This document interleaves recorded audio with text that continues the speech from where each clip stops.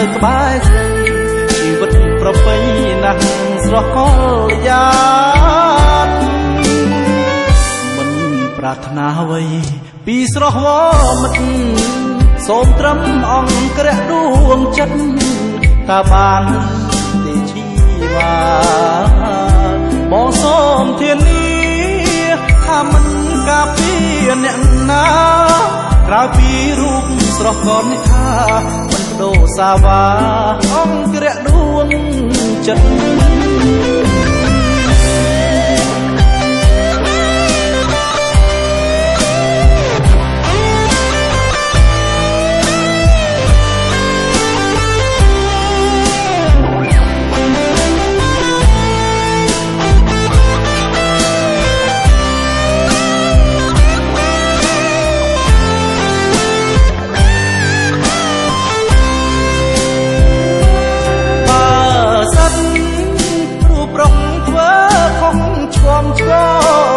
មានទាស់ចិត្ត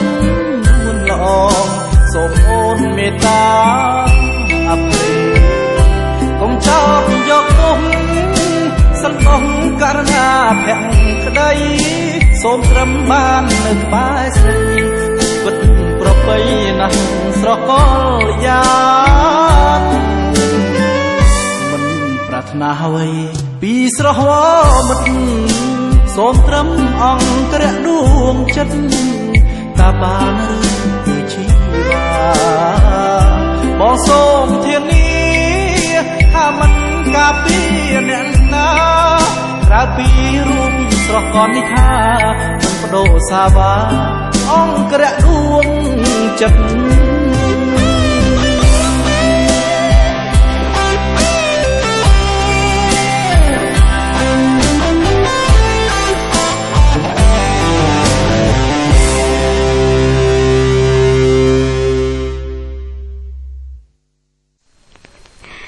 ចានាងខ្ញុំអឿនស្រីមុំសូមជូនបទចម្រៀងមួយបទដែលមានចំណងជើងថាទូរស័ព្ទអ្នកណា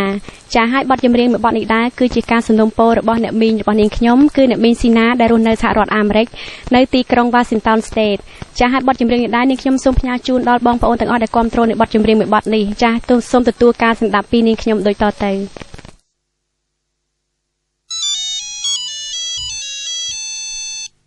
ហេឡូអូនអូមកដាក់ទូរស័ព្ទឆ្ងាយពីខ្លួនចាំមកផ្លែតមកដាក់ចេញសិនពីព្រោះថានៅក្នុងបន្ទប់នេះអត់មានសេវាទេអត់ទេ